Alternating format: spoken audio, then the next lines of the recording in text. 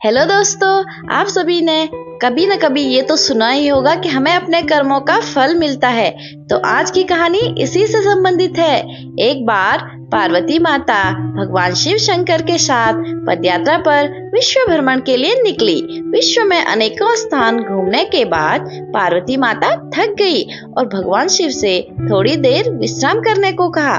भगवान शिव ने विश्राम करने के लिए हामी भरी और दोनों एक पीपल के पेड़ के नीचे बैठ गए।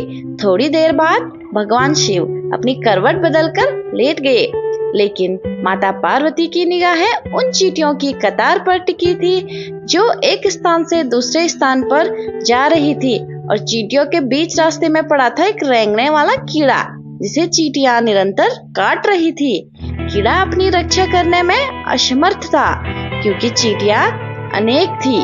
कीड़ा अत्यधिक पीड़ा में था, वह अपनी रक्षा के लिए छटपटा रहा था। पार्वती माता यह दृश्य देख दुखी होने लगी। माता कैसे न कैसे उस कीड़े की पीड़ा मिटाना चाहती थी, लेकिन खुद करने में असमर्थ थी। तो पार्वती माता ने कीड़े को इस समस्या से निजात दिलाने के लिए भगवान शिव से प्रार्थना की। भगवान शिव ने खड़े होकर उस कीड़े को देखा तो उन्होंने पार्वती माता को समझाया कि इस पर अपना ध्यान मत दो, यह किसी पीड़ा में नहीं है, अपितु अपने कर्मों का फल भोग रहा है।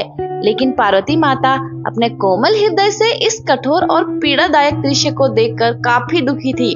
उन्होंने भगवान शिव से उस कीड़े की पीड़ा मिटाने के लिए लगातार प्रार्थना की, लेकिन भगवान शिव भी उन्हें यही समझाते रहे कि इस पर ध्यान केंद्रित मत करो, यह अवश्य ही अपने कर्मों का फल भोग रहा है। भगवान शिव ने इस समस्या से छुटकारा पाने के लिए माता पार्वती को वहां से कहीं दूसरे स्थान पर चलने को कहा ताकि उनका ध्यान वहां से हट सके।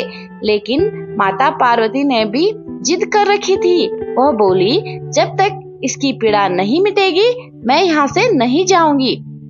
अब भगवान शिव को माता के हट के आगे मजबूर होकर उस कीड़े की पीड़ा मिटानी पड़ी। भगवान शिव बोले, पार्वती ठीक है, मैं इसका कष्ट मिटा रहा हूँ। अगर बाद में यह कुछ गड़बड़ करे तो तुम मुझे दोष मत देना। माता पार्वती ने कहा, ठीक है महाराज, पहले आप इसका कष्ट मिटाएं। फिर भगवान शिव ने अपनी शक्तियों से उस कीड़े को राजा, चींटियों को उसकी प्रजा और उसके लिए एक बहुत ही सुंदर नगरी बना दी जिसमें राजा का आलीशान महल था। अब यहाँ से उस राजा की वास्तविकता शुरू होती है जिस कारण उसे एक कीड़े के रूप में पीड़ा मिल रही थी। तो चलिए आगे जानते हैं क्या हुआ। अब जब सब कुछ बनकर तैयार हो गया था तब भगवान शिव ने राजा, जो कि पहले एक कीड़ा था, से कहा, भाई अब तू अपना राजपाट संभाल, हम चलते हैं। तो इस पर राजा ने अपने व्यवहार से बड़ा ही घमंडी और एक चरित्रहीन व्यक्ति निकला।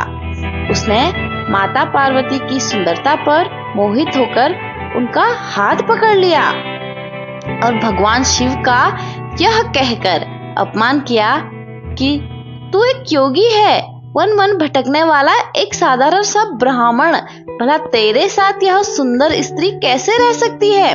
इसकी जगह तो मेरे महल में है जिसे मैं अपनी रानी बनाऊंगा। इतनी सुंदर स्त्री एक राजा की रानी ही बन सकती है, ना कि एक साधारण से योगी की जिसे ना अपने आज का पता है ना कल का। अब मेरी बात सुन और यहाँ से चुपचाप चला जा, यह तो मेरी ही रानी बनेगी। भगवान शिव ने राजा को बहुत समझाने की कोशिश की और बोले, यह मेरी पत्नी है, तू अपना राजपाट संभाल, तुझे हजारों रूपमती मिल जाएंगी।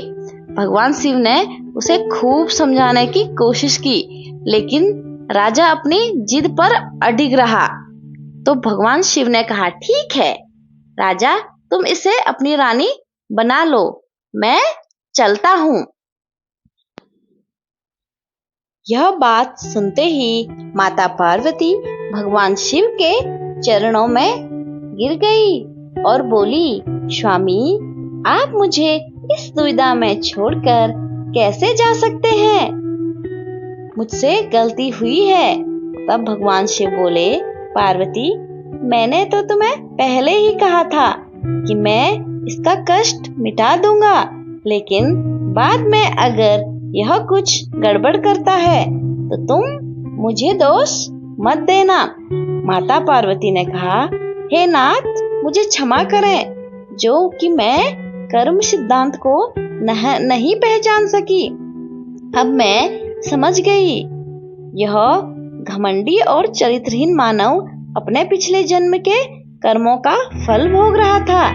इस क्रूर मानव ने अवश्य ही अपने जीवन में अनंत पाप किए होंगे, जिसका दंड इसे कीड़े के रूप में भुगतना पड़ रहा है।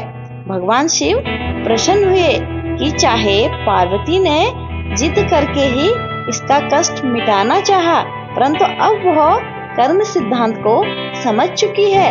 फिर भगवान शिव ने अपनी शक्तियों से परिस्थितियां पहले जैसी कर दी। राजा को वही कीड़ा और प्रजा को वही चींटियां बनाकर उसके कर्म सिद्धांत को उसके हाल पर छोड़ दिया। अब माता पार्वती भी राजी राजी भगवान शिव के साथ अपना भ्रमण पुनः प्रारंभ करने के लिए चल पड़ी। तो आपने भी कहीं न कहीं किसी न किसी के मुंह से ये सुना ही होगा, ये इसके कर्मों का फल है। तो आपको ये कहानी कैसी लगी जरूर बताइएगा, और अगर आप भी महाशिव के भक्त हैं तो एक लाइक जरूर कीजिएगा।